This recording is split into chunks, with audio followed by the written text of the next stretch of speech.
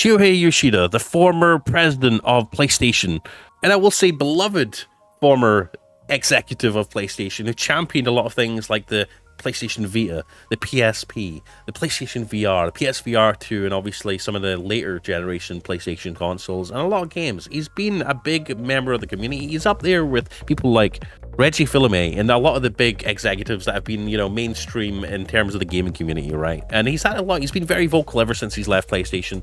And his latest tirade, I shouldn't say tirade, his latest opinion is about the Switch 2 game prices. He says it was always going to happen eventually. The heart of the matter lies in production costs. So he's not surprised, and we're always looking at him to see what he thinks about, the gaming industry, and especially Nintendo Switch 2. He's had a lot of things to say about Nintendo over the years, especially about the Wii U.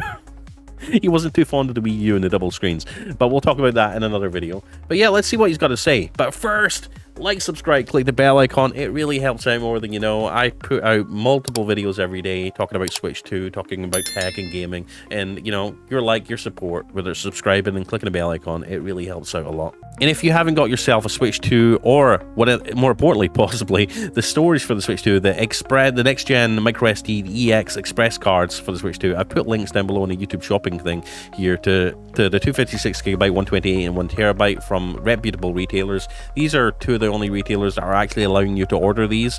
They're back ordered a little bit, but you'll hopefully get them before, or around the Switch 2 release. So 1TB Lexar for $299.99 and 256, the more affordable reasonable option, $71.99 for the SanDisk microSD Express from SanDisk themselves and Adorama, both reputable retailers, and some of the few, if not only, retailers that are actually allowing you to order this right now. And if you still haven't got a Switch 2 pre-order, head over to our Switch 2 stock tracker. Basically, we've got a script that plays a loud alarm whenever the pre-orders come in, if you get a second wave of pre-orders for the Switch 2, and it's going to be super handy as well when the release date comes and you haven't got a Switch 2 yet and you're trying to get your hands on one and they're restocking left and right at different retailers. We don't know when they're going to restock. Definitely this stream, bookmark it, check on it. It's on my channel page, link in the description as well. It's got a great community where you can talk about Switch 2 in the live chat and countdown to the release. And yeah, hopefully it should help you cop a Switch 2. We've already helped a bunch of people get their hands on the Switch 2 already from this stream. So yeah, check it out. It may be useful. But back to Shuhei Yoshida on higher Switch 2 game prices. This comes courtesy of NintendoLife.com. Great website for staying up to date on Switch 2 news. Ex-Sony and PlayStation veteran Shuhei Yoshida has been talking a fair amount about the video game industry since his retirement earlier this year, but he's had a few things to say about the Switch 2 in particular in recent weeks. And the former president of Sony Interactive Entertainment Worldwide Studios has done it again, sharing his thoughts on game prices in an interview with French outlet PlayStation Inside. While most of the interview focuses on the changes at PlayStation, AI, and the growing international market, the Switch 2 comes up a handful of times. Of particular note is the news that Nintendo would be the first to break the $80 barrier on games with Mario Kart World. PlayStation Inside asked Yoshida what he thought of the decision to raise prices, and to our surprise, he said he's not too surprised. I think it's going to happen sooner or later, Yoshida acknowledged. Or he says he thought it was going to happen sooner or later. Maybe not from Nintendo. He never expected it coming from Nintendo, but he knew it was going to happen eventually. Maybe 2035? Did anyone expect it coming this year? Let me know in the comments. This is what he had to say. He says, "We live in contrasting times where inflation is real and significant, but people expect games that are ever more ambitious and therefore expensive to develop to cost the same. It's an impossible equation. Everything in video games today is more advanced and more technologically demanding than ever before, and therefore requires more resources. Each publisher or manufacturer sets the price of its games, of course, but in the end, the heart of the matter lies in production costs." Now, me, Blaze2K, my opinion on that is, as I've stated many times before, I think isn't a completely valid argument. If anything, you could say development costs have came down over the years, right? As tools have got more advanced, people are able to make full games. People who haven't coded or made a game in their life have been able to make stuff using, development tools like Unity, Unreal Engine. You could even download the Unreal Engine right now and make a game from the comfort of your living room on your laptop. I think development, especially with AI, now AI being an important part of the picture, AI has made creating resources for games and helping out a lot easier. Development, if anything, has got easier. So the whole argument that developers are pushing the boundaries of video games and trying new things and, you know, creating more significant experiences, and games are more advanced and technologically demanding. They are, but that's because the tools have got more advanced and technological over time. The tools have got more advanced, but alongside that has come the ease of use of those tools like Unreal Engine. There would have been a day where you would have had to sit in a programming window and code it by hand, you know, literally the program on a programming language, C+ or C#, whatever programming language people want to use for their games. You would have had to code your game line by line. But now it's all like visual interfaces, you know, click and drag and drop, you know, checking a couple of checkboxes, going through a lot of menus, and basically just, instead of coding it by hand, you know, just choosing different options, you know, dropping in shaders, choosing different textures for games, adjusting like sliders and stuff to change the texture quality and all that sort of thing. If you've watched a video on YouTube of someone using the Unreal Engine, you'll see how little coding there is. It's all mainly just click and drag, click and drop. No, I'm not taking anything away from developers. Development and game development is hard. There's a lot to learn. I'm not taking that away from them, but tools have got easier. The question is, have things got hard enough, and are developers pushing the boundaries enough to justify a $20 rise in video game costs, especially for like lower end games that reuse a lot of assets, like Nintendo games, like Mario Kart. I mean, they're using assets from Odyssey. They're using assets from their wide range of first party games, and they've already admitted to that. It's already common knowledge that the new Donkey Kong is going to use a lot of assets from Super Mario Odyssey. I feel like, and this is my opinion, don't take offense to it, I feel like, you know, they're taking a lot of liberties, and they're using this as an excuse to charge more and make more money. You know, obviously, we know the state of the economy. We know everyone's struggling in some way, shape, or form, and things are costing more money. Is this just a way to offset that, or are games actually costing more money to make? Let me know in the comments what you think. And he says, because developers are, the article says, well, Yoshida was slightly surprised that Nintendo was the one to crack the egg, so to speak. He's not surprised that price increases are currently happening. Just last week, Microsoft announced it would be increasing the prices of Xbox consoles, accessories, and games. And a few weeks before that, Sony increased the price. God, Xbox, I still cannot get over the fact that Xbox raised the price of their Xbox Series X, which already isn't selling well, by $100. It seems like that might have been a mistake. I understand tariffs are setting in, and, you know, companies are just wanting to try break even if they can. But at the same time, Xbox, I can believe Xbox did that, and PlayStation are doing it in certain countries.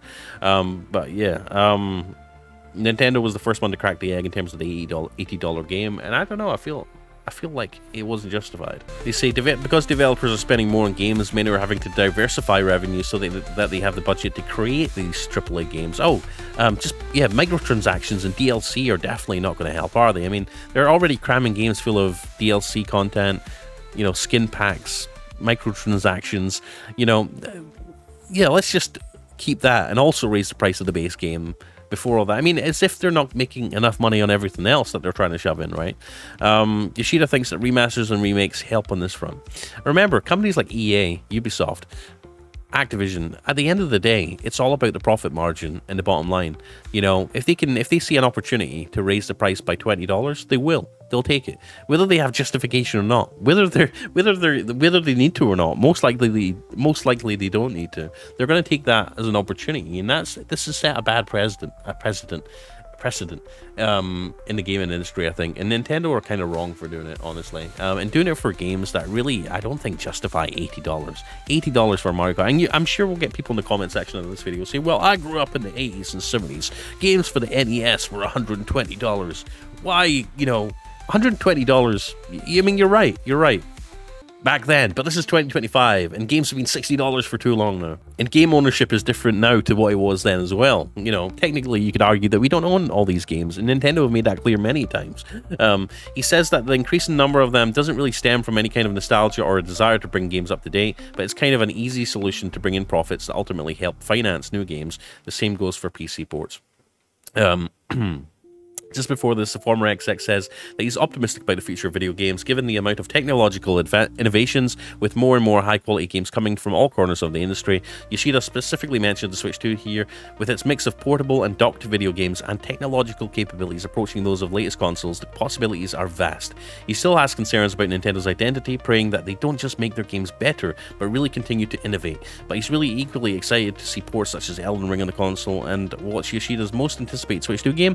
Well, From Software gets another mention in the form of Duskbloods, the developer's Nintendo Switch 2 exclusive title that's coming to the console. I can't believe From Software's making a Switch 2 exclusive title. That is nuts.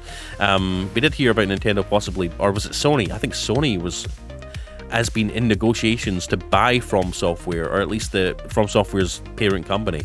So how that's going to factor in? Is the Duskbloods ever? Is it a timed exclusive? Is it going to make its way to PlayStation at some point? I wonder, since PlayStation are trying to buy them. But yeah, that's coming to the console in 2026. Game prices have been a hot topic over the past month, with everything from amiibos to accessories going up. But something Yoshida also brings up to the interview is the variability of game pricing, all dependent on studios, citing the current hit RPG Clear Obscure Expedition 33, which is $50 for example. It's also on Game Pass too. In terms of the Switch 2, variable pricing is also present, with Fast Fusion coming in at an incredibly cheap $14.99. So not every first-party Nintendo title will hit that $80 premium either, but the majority of prices going up. Many are feeling the hit. Let me know what you think in the comment section. I think they make a fair point. You know, variable pricing is going to come into effect.